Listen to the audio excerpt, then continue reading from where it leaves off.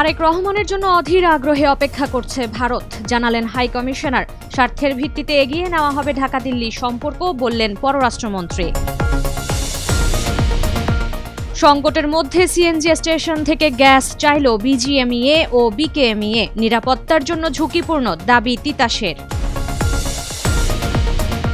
Boeing থেকে ২১ উড়োজাহাজ কেনার আনুষ্ঠানিক ঘোষণা দিল ইউএস বাংলা, লিজিং কোম্পানিগুলোর সঙ্গে চুক্তি। হবিগঞ্জে বিএনপি এনসিপির পাল্টাপাল্টি কর্মসূচি ঘিরে ১৪৪ ধারা জারি, পুলিশের বাধায় গন্তব্য পথেই হাসনাত সার্জিসের বিক্ষোভ। মার্কিন সৌদি হামলার পর ইরাকি প্রধানমন্ত্রীর রিয়াদ সফর স্থগিত, হরমুজের যৌথ নিয়ন্ত্রণের প্রস্তাব প্রত্যাখ্যান ইরানের। স্বাগত জানাচ্ছি দ্য বিজনেস স্ট্যান্ডার্ডের নিয়মিত আয়োজন টিভিএস রাত ৮টার সংবাদে। সঙ্গে আছি তামান্না খন্দকার। দেখছিলেন সংবাদ শিরোনাম, এবার বিস্তারিত। প্রধানমন্ত্রী তারেক রহমানের জন্য ভারত অধীর আগ্রহে অপেক্ষা করছে বলে জানিয়েছেন দেশটির হাই কমিশনার দীনেশ ত্রিবেদী।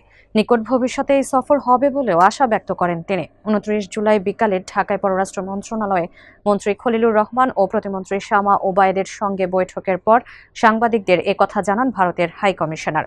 বৈঠকে পররাষ্ট্রমন্ত্রী খলিলুর রহমান জানান, পারস্পরিক স্বার্থের ভিত্তিতে এগিয়ে নেওয়া হবে ঢাকা দিল্লি সম্পর্ক।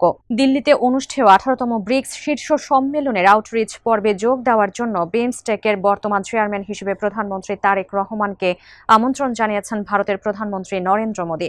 এই আমন্ত্রণ গ্রহণ করে বাংলাদেশ সম্মেলনে যোগ দেবে কিনা সে বিষয়ে এখনো চূড়ান্ত সিদ্ধান্ত হয়নি।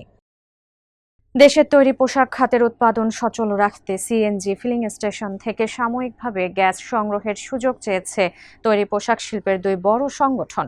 তীব্র গ্যাস সংকটের কারণে কারখানাগুলোতে উৎপাদন ব্যাহত হওয়ায় রপ্তানি কার্যক্রম বাধাগ্রস্ত হওয়ার আশঙ্কা থেকে সরকারকে এ বিষয়ে ব্যবস্থা নেওয়ার অনুরোধ জানিয়েছে বিজিএমইএ ও বিকেএমইএ। ২৮ জুলাই আলাদা চিঠিতে দুই সংগঠন সরকারকে এ অনুরোধ জানায়। তাদের দাবি, সিএনজি স্টেশন থেকে গ্যাস সংগ্রহের সুযোগ দেওয়া হলে কারখানাগুলো উৎপাদন চালিয়ে যেতে পারবে, সম্ভব হবে বিদেশি ক্রেতাদের দেওয়া সময় অনুযায়ী পণ্য সরবরাহ। এদিকে গ্যাস বিতরণকারী প্রতিষ্ঠান তিতাস বলছে, এ ধরনের গ্যাস সরবরাহ নিরাপত্তার জন্য ভীষণ ঝুঁকিপূর্ণ। এছাড়া এটি ২০১০ সালের গ্যাস আইন ও ২০২৬ সালের গ্যাস বিতরণ বিধিমালার স্পষ্ট লঙ্ঘন। যুক্তরাষ্ট্রের উড়োজাহাজ নির্মাতা বোয়িং এর কাছ থেকে ২০২৭ সালের মধ্যে ২১টি উড়োজাহাজ কেনার আনুষ্ঠানিক ঘোষণা দিয়েছে দেশের বেসরকারি এয়ারলাইন্স ইউএস বাংলা। ২৯ জুলাই ঢাকার একটি হোটেলে এই ঘোষণা দেয় কোম্পানিটি, যেখানে সরকারের প্রতিমন্ত্রী, প্রধানমন্ত্রীর উপদেষ্টা, যুক্তরাষ্ট্রের রাষ্ট্রদূত, লিজিং কোম্পানির প্রতিনিধিরা উপস্থিত ছিলেন। যাত্রা শুরুর ১ যুগ পূর্তিতে গেল ১৭ জুলাই ১৪,০০০ কোটি টাকায় বোয়িং এর ২১টি উড়োজাহাজ কেনার ঘোষণা দিয়েছিল ইউএস বাংলা। এবার এলো আনুষ্ঠানিক ঘোষণা। বলা হয়, ৫টি লিজিং কোম্পানির মাধ্যমে এসব উড়োজাহাজ সংগ্রহ করা হবে। লিজিং কোম্পানিগুলোর সঙ্গে ইতোমধ্যে চুক্তি হয়ে গেছে বলেও জানায় ইউএস বাংলা। হবিগঞ্জে বিএনপি ও এনসিপি পাল্টাপাল্টি কর্মসূচিকে কেন্দ্র করে সম্ভাব্য অপ্রীতিকর পরিস্থিতি এড়াতে পৌর এলাকায় ১৪৪ ধারা জারি করেছে জেলা প্রশাসন। ২৯ জুলাই জেলা প্রশাসনের পক্ষ থেকে এ আদেশ জারি করা হয়। এতে পরবর্তী নির্দেশ না দেওয়া পর্যন্ত পৌর এলাকার নির্ধারিত স্থানে ৪ বা ততোধিক ব্যক্তির জমায়েত, মিছিল, সমাবেশ ও শোভাযাত্রা নিষিদ্ধ করা হয়েছে।